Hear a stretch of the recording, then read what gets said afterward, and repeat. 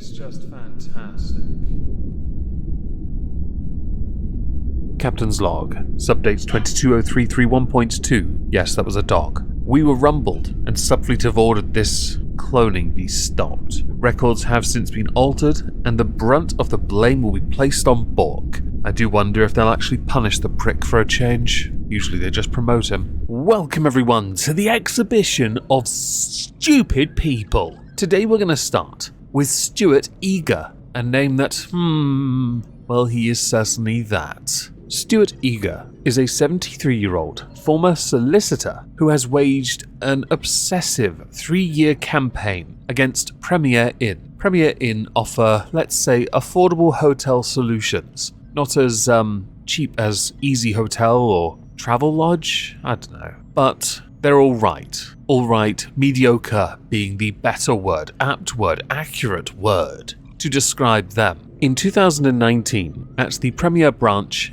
in Portsmouth, Stuart Eager had booked a room for 6 days while he attended Portsmouth Crown Court. Now, unfortunately for Stuart Eager, he only stayed for 4 days. And there is a valid reason for that, we'll get to it in a moment. Because he did not get his full 6 days that he had paid for in advance, he has sought compensation to the tune of £107.50 to make up for the 2 nights he did not get to stay in his hotel room. So what happened? Well, Stuart Eager was sent to prison because he's a nonce. Now, he has said that you shouldn't believe what's said on the internet. You're right. Your criminal record and being found unanimously guilty should surely be the indicator that you are a filthy nonce. He believed, and still believes, that he faced a false allegation that dated back 30 years, because the crimes he was accused of and then found guilty of took place in the late 80s. Stuart, because he couldn't get a refund after he was released from prison 2 years later, decided to reach out to the Daily Telegraph, with him saying that it was galling enough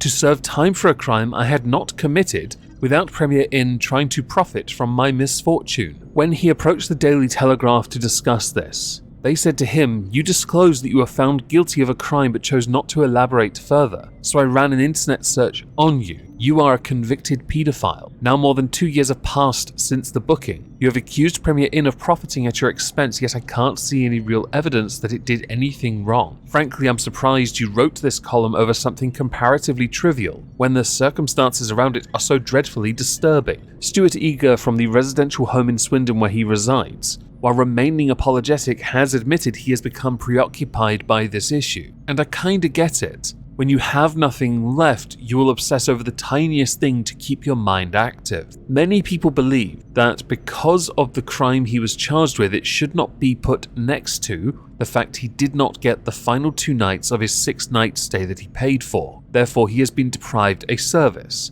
Others will say, short drop, sudden stop. I'll let you decide on that one. The only thing Premier Inn said when they were asked about this was that you can make amendments online to bookings. I don't think that applies when someone was sent to prison, but you know what? They might have decent Wi-Fi, and they could probably access it through a keister-stashed mobile phone. And I did take a look at the refund policy or cancelling and amending policy in the FAQs of Premier Inn's website. There is nothing in there that would indicate he is entitled to a refund, but I can fully appreciate in this circumstance he did not get the full service that he paid for, so that's where the argument resides. But the fact he hasn't been able to take this to a courtroom yet indicates to me either he can't afford it, or he knows he can't really pursue it. He's the legal expert, so one would leave it in his hands. It would certainly go towards explaining why he went to a newspaper, to then tell them you shouldn't believe what you read on the internet, when every article against you is about you and a bunch of choir boys that you molested. So moving on from Stuart Eager's eagerness to get his money back, I would like to talk about another subject involving money, but this time courtesy of P&O Ferries. I spoke about them last week because they had fired 800 members of staff because those 800 members of staff refused to take a pay cut. A pay cut that would have been illegal under UK law anyway. They refused to consult the unions that they were representing, the employees former that is, and they also refused to consult the UK government. The reason why was speculated to be because they knew they wouldn't get their own way, P&O Ferries that is. Well, interestingly, the government said they would hold an inquiry, they would do a lot of investigating, and they would get a result. And if P&O Ferry broke the law, they would be financially sanctioned. It has since come out that the new workers earn £5.15 an hour. That's less than what I made as a 17-year-old back in 2003, where the minimum wage was like £5.30. The chief executive for P&O Ferries, called Peter Hebblethwaite, bollocks name I know, had to attend a Common Select committee and admitted that the consultation process would have been a sham. The consultation would have been with the government. So they did not engage because they knew, and this is where he had to confirm it, that the company chose to break employment law by failing to consult. The thing here is, with that admission, we now have confirmation of guilt that they did in fact breach employment law. They are a company that has received millions of taxpayer money to operate in this country, and they have broken our law, gotten rid of 800 people, so they could pay less to workers that have been proven already to not be as skilled or trained to a high enough standard, to the point P&O Ferries have had ships detained because of training-related concerns. When asked by the committee if he would do it again, Hebblethwaite said yes, he would, because he believed it would save the business, because P&O Ferries currently is having a money issue. I wonder if that £20 million they donated to the Formula One Renault team had anything to do with that, or the vast amounts of poor decisions that have come from their own advertisements, or the fact that coronavirus did negatively impact them, and that like every other business, they're going to have to rebuild rather than try and maintain a profit margin that cannot be sustained yet. MP Grant Shapps, who is the Transport Secretary taking over from Grayling oddly enough, has tweeted out that however you try to spin it, P&O Ferries has ripped up 800 workers' rights and hung them out to dry. I have instructed a full review of our maritime employment laws and will be strengthening protections for seafarers' minimum wages, and he will then by extension share an update in the coming days. Since the sackings, it has been claimed that P&O Ferries have replaced workers who Mr. Hebblethwaite himself said earned $36,000 a year, with agency staff from India being paid £1.80 an hour. But I'll be honest, even if it is up to £6 an hour, which is what Hebblethwaite claims, it is still £2.91 less than the minimum wage in the United Kingdom. And the argument of International Transport Workers Federation minimum wage saving half of its crewing costs will not benefit you because the UK government has pledged to fine you unlimited fines for what you've done. Is it really worth it when all those savings are just going to be ripped from your hands? And through his own admission, Hebblethwaite's that is, he believes himself above the law. He broke it and has admitted he'll do it again, which means he knows he'll do it again. He will ignore the proper processes of consulting trade unions that represent the staff, and he will not consult governments. There is only one inevitable outcome to this. Unless P&O bribe the Conservative Party, they're about to get themselves fined, and they know it. There is, at time of recording, a small update to this. The Transport Secretary has urged ports to block ferries from docking if they do not pay their crew the UK minimum wage, with plans to create new laws to support this. Some people believe that the government is rushing to find a solution. You're right, it is a rush, because people are being taken advantage of, and the UK government have to be seen acting on this. 800 people lost their jobs. Of course they're going to act. If they are seen not acting, those 800 people become a lot of bad press. The government has also asked the Insolvency Service to consider disqualifying Peter Hebblethwaite from acting as a company director. Since it was his decision that did this, that'll be interesting to see how it unfolds. I know some do believe these do not go far enough, with people wanting companies like P&O to be refused access to British ports. That is of course an escalation that should be considered. Now moving on, I'd like to talk about Vladimir Putin. At a televised meeting, Vladimir Putin compared recent criticisms of the Harry Potter author J.K. Rowling to that faced by pro-war Russian composers and writers.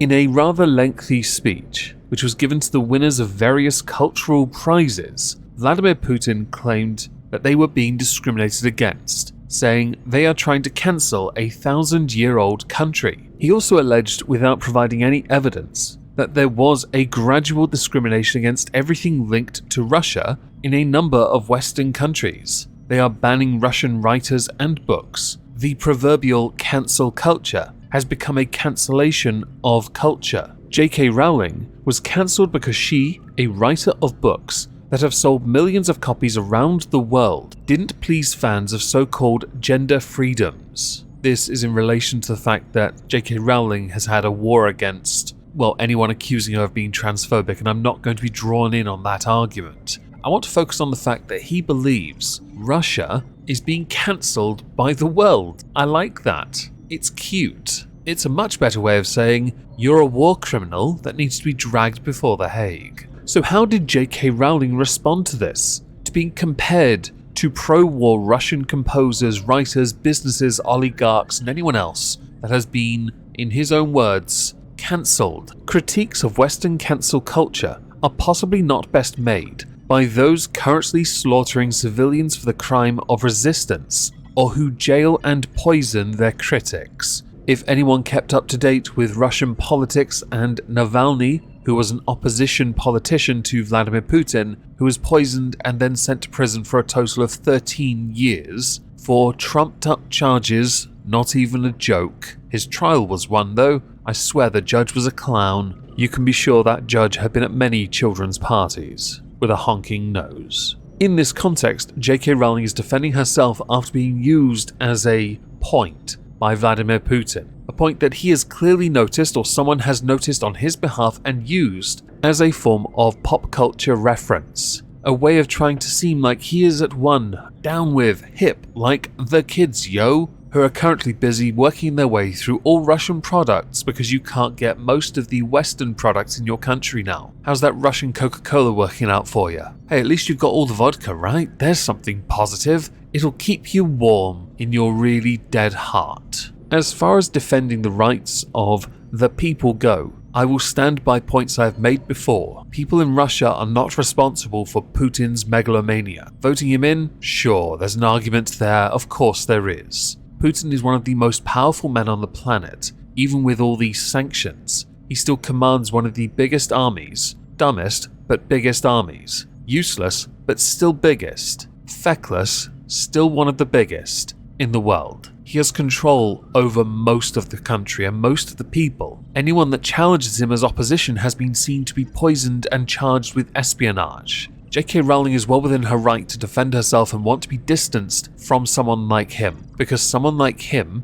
is the living embodiment of delusion. Hell, the man's so pathetic he's already hiding in a bunker because he knows damn well he has done something wrong and he's too much of a bitch to say it to people's faces. While I would love for the peace talks, by the way, to yield a positive outcome for all sides, he has already shown himself to be incapable of adhering to those kind of rules. He has used extreme force on civilian populations who were not seeking to fight him. And by being so deluded as to think that your pro-war musicians and writers are being discriminated against is partially accurate. It's what happens when people don't want to work with you because they fundamentally disagree and they are well within their right to do so, much like the vast majority of this planet right now. I wonder if China are going to bail you out. So next we go to a story that is a little strange, because something has happened which has led to something happening,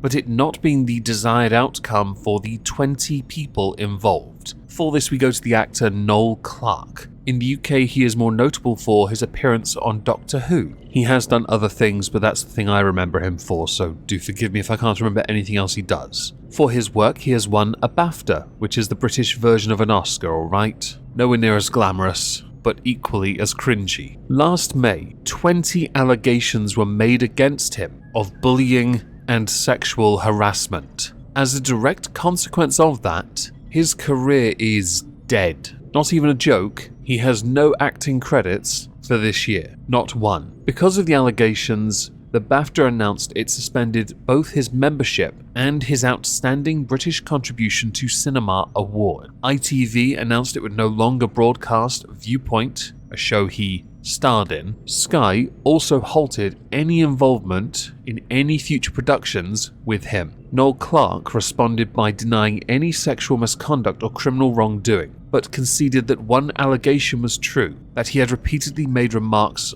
on the buttocks of an employee who was an art director on show Brotherhood, with Noel Clarke admitting he had apologised and would be seeking professional help to change for the better. As the allegations continued, it exceeded 30 by the way, as more people made claims concerning his behaviour on the show Doctor Who. That was also when John Barrowman was also kind of outed for being a bit of a dick, or having his out, yes. With all of that mounting up, the Met investigated all the claims. They assessed the claims from each individual, and they conceded that not one of them met the threshold for a criminal investigation, which understandably has irked some people. It has irked them because a lot of people have come forward and nothing's stuck. Some believe that this is another bad day for justice for women. The campaign group Reclaim the Streets said that women deserve to be listened to and believed, with Anna Berkeley, who represents them, saying,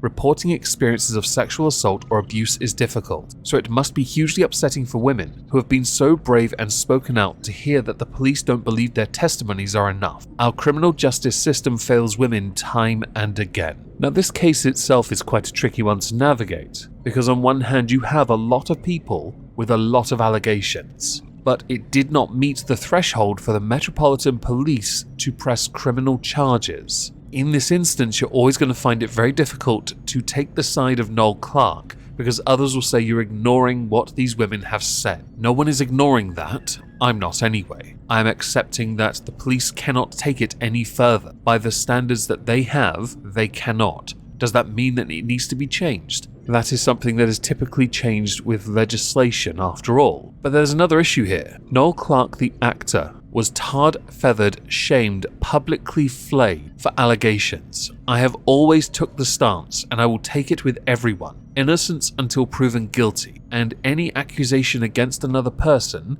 the accuser and the accused, deserve anonymity until guilt or innocence is confirmed. And if the accused wants to retain anonymity after being proven innocent, they are right to. If they're found guilty, tarred and feathered. Otherwise, this should never have gone as far as it did. But yet again, people taking allegations and taking it somewhere where they know it will ruin another person's career. That's what this could do. The Met may not take this any further, but will ITV, will BAFTA, will Sky work with him again? Will he have his award reinstated? I'm not sure. It's a tricky one to navigate, but I did want to put it out there because it's going to lead to some rather interesting fallout, I reckon. So give it some time and I may well revisit this topic. Should we talk about another actor who's done another silly? Ezra Miller, perhaps? I noticed that shortly after the Oscars, which yes, we will get to soon, I promise, Ezra Miller and The Flash was trending on Twitter at various points during the week. Ezra Miller, for those who don't know, is notable for playing The Flash, aka Barry Allen, as well as Credence Dumbledore in the newer Harry Potter-related movies.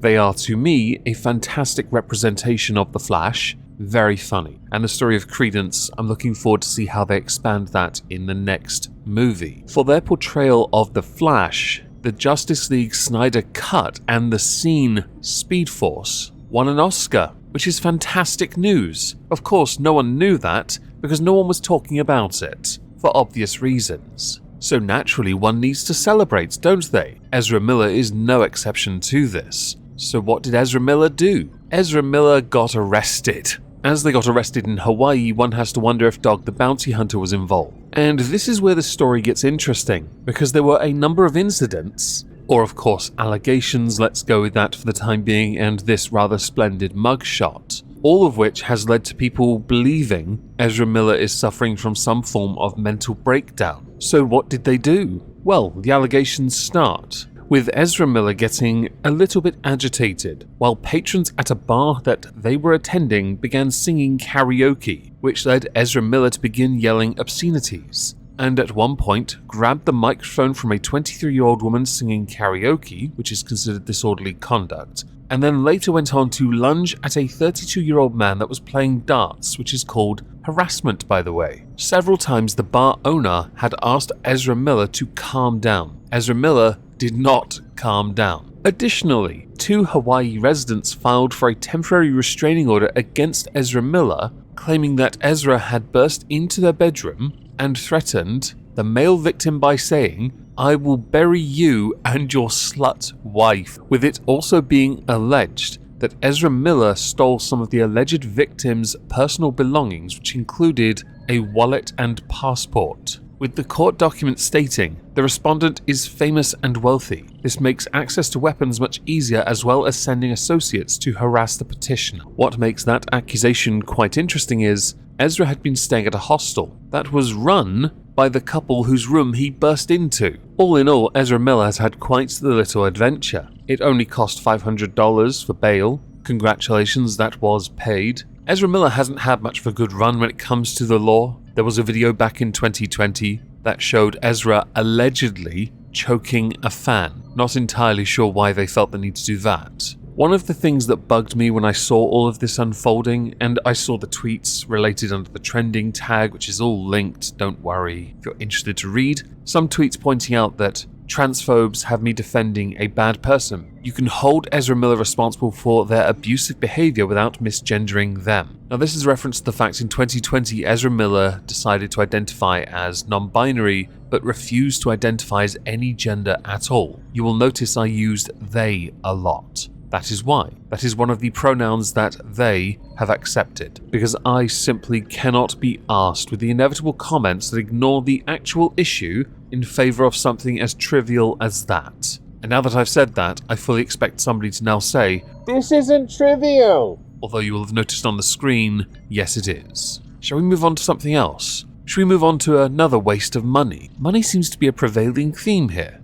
How about £85,000 worth of waste? I saw this next subject via Twitter through BBC Northwest. An unlikely internet star of a viral parish council meeting did not have the authority to mute and virtually eject councillors. You're going to need context for this, and I have the video of it. But before that, I'm going to explain. This Zoom meeting happened at the Handford Parish Council in Cheshire. The reason it happened over Zoom was because of coronavirus. Social distancing and blah blah blah blah blah blah blah, the usual bollocks. The meeting itself kinda went Pete Tong, and because of that, we get the following. I'll continue to admit people if you'd like to start the meeting, Chair. Can we be assured that we won't be thrown out of the meeting like we were last time? As long as we have reasonable behaviour from everyone, no one would be excluded from the meeting. I was thrown out of the meeting. So was Councillor Burthill. So was Councillor Brewerton. As a point of order, Chairman, could we start the Again. Chair? Okay. We haven't started the meeting yet. Do you want to speak anyway? Yes, I'd like to ask a point of order. I'm in. We're not in a meeting, so points of order are not. When's it started yet? No? Points of order apply during the debates. And I want to ask Jackie, was it you who quoted a point of order? Yes, it was. Are you here as the proper officer? I am here offering support to Handforth Parish Council in the conduct of this meeting this evening. Is that as clerk or proper officer? There's no difference between clerk and proper officer. Of course there is. Yes, there is. You must know the basic law. It isn't the role of somebody who, however kindly, volunteers to do the clerking for a meeting to act as a proper officer if they haven't so been appointed. That's against the law. Called by And let me also quote to you the standing orders of Handforth. But will you stop talking? Unless we are prepared. Will you please listen? We'll go the same. Will you please listen? Will you stop being whatever it is you're trying to be and just clerk the meeting if that's what you want to do? God knows what you're doing in your job if you're not. Start this meeting? It is. Or shall we elect an alternative chairman? So, Chairman, albeit late, shall we get this meeting started? The law has been broken. The meeting has been properly Will you called. please let the Mrs. chairman Weaver, please. If you disrupt this meeting, I will have to remove you from it.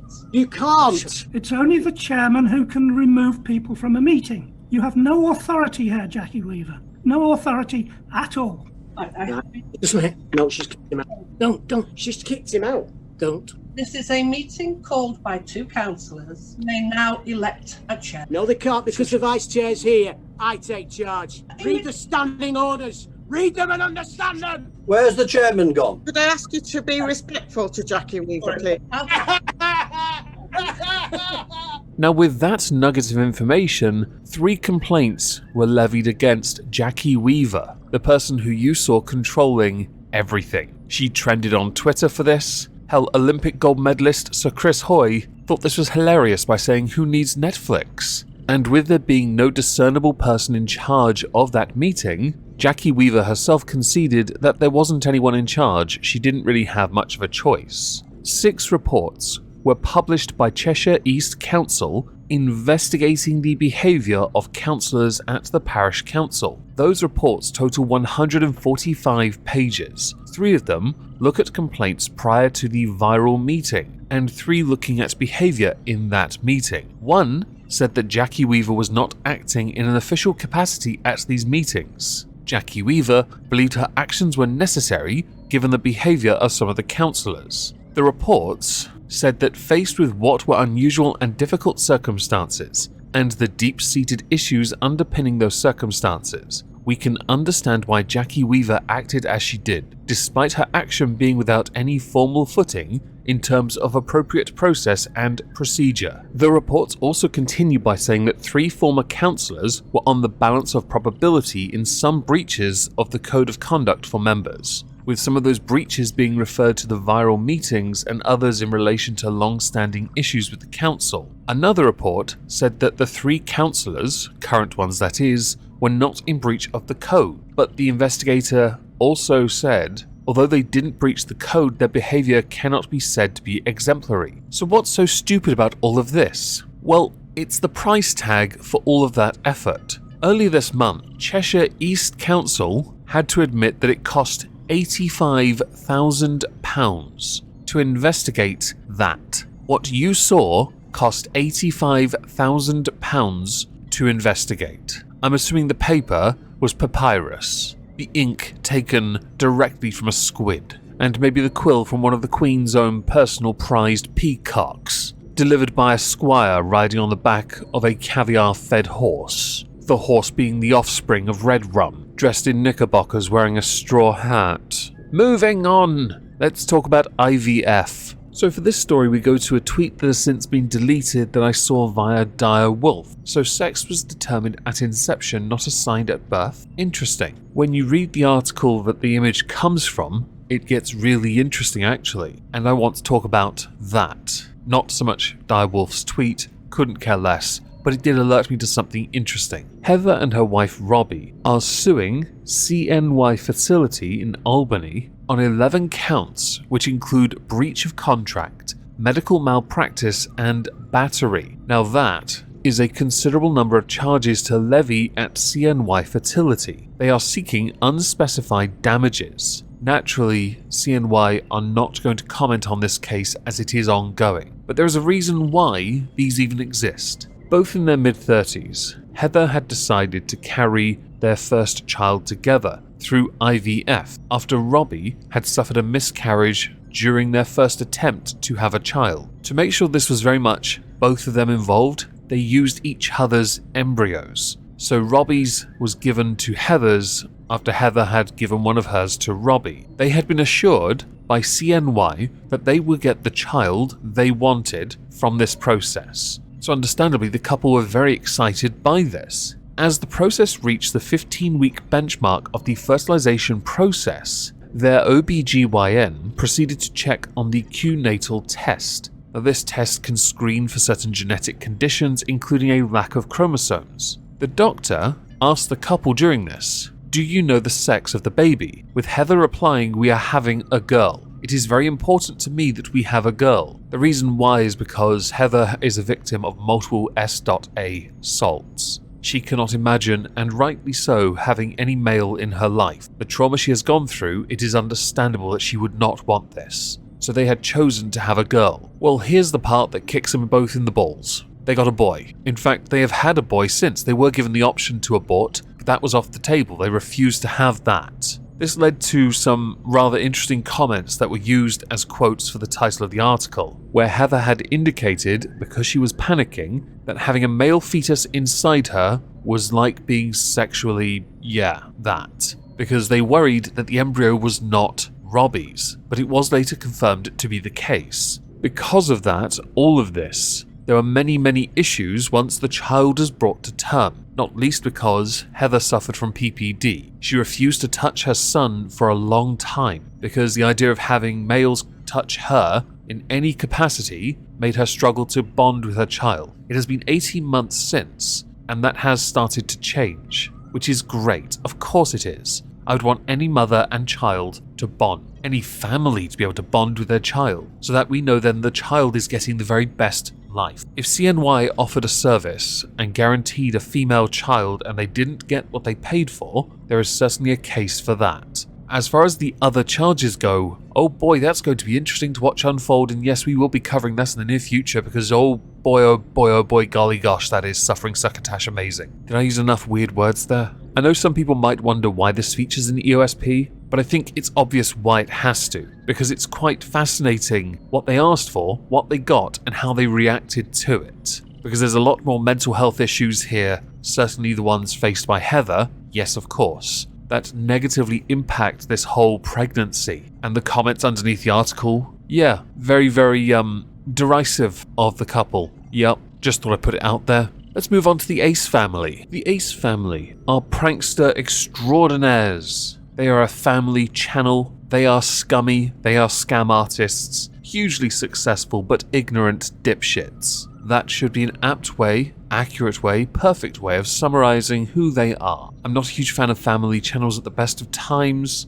I feel putting children on camera for a vast amount of their adolescence is a bad idea and will only lead to a very negative, almost cliche upbringing where they invariably end up having some form of mental breakdown because of what you did to them by putting them on camera for most of their adolescence. Recently, the Ace family announced they were retiring from YouTube. In 2016, they rose to fame. 6 years later, they're considering retirement, which for a channel of their size is huge news. But if we base it on, let's say, 50% of those that say they're going to retire and then don't and carry on because they just bled it and milked it for extra ads, it's highly likely they won't retire at all. Then again, we know they won't retire entirely because the Ace family have announced a festival, an annual one to take place of their regular content. I assume this is so they can keep the ads rolling in on the content that is somewhat rewatchable. Passive views do after all generate quite a bit of money. And there might well be another reason why they're doing that if they intend to retire in the first place. Although, based on what I know, what you probably all know as well, they are not going to retire, please. If you know you can make a lot of money from something, no, one does not walk away from it, regardless of what anyone else thinks or what they say. But this is not where it stops. You see, the Ace family have decided, because they're going to have a wedding, to sell tickets for a chance to go to their wedding. Now that sounds weird on the face of it, because it almost makes it seem like you're paying money for a raffle, so you may not go in the first place. Of course, even if you do get to go, you probably have to pay for your own travel, your own lodging, and your own food. So what are you winning really? Tickets for this chance to go to their wedding are selling for just under $500. How scummy are you? How desperate for money are you? I mean, I wouldn't say no to $500 right now. I'd probably just put it towards a PS5 though, or a new amp, because I really want a Vox AC30, okay? But there might be a reason why the Ace family are doing this, why they are making changes, and this can be traced back to last year. Last year wasn't a great year for the Ace family. They were hit with multiple lawsuits filed against them,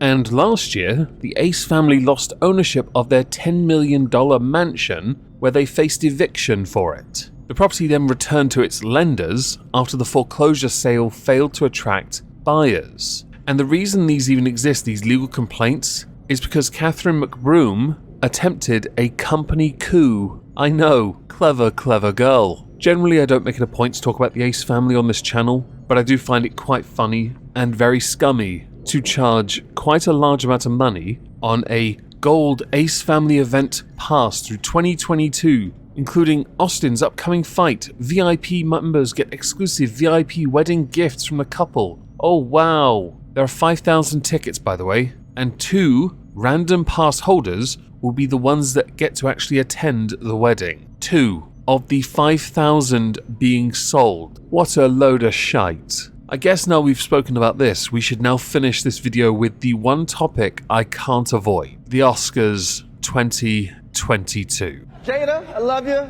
G.I. Jane 2, can't wait to see it. All right?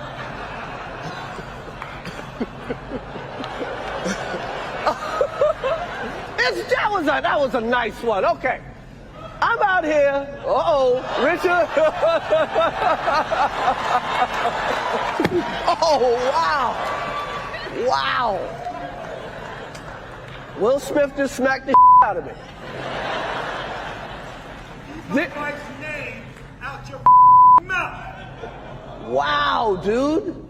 Yes. It was a G.I. Jane joke. Keep my wife's name out your mouth. I'm going to, okay? I'm not entirely sure you need much more context than that. That rather pathetic slap came at the hands of Will Smith because Chris Rock made fun of his wife. Will Smith and Jada Pinkett Smith are literal living memes, but apparently Jada's alopecia is no-no territory, even though Will was laughing before it. Okay. The Academy Awards said they don't condone violence and had in fact asked Will Smith to leave. He didn't, and a few minutes after that, he was awarded Best Actor, where he got a standing ovation. That's interesting. Very interesting. I take the stance, and it's a stance I held during the Slap-a-Nazi of Richard Spencer from 2016. There is never any justification for using violence. If someone now wants to say, oh, but this is your wife, you must defend your wife, you're right. But you don't need to use violence to defend your wife, especially when the comedian was ripping on people, as was his job,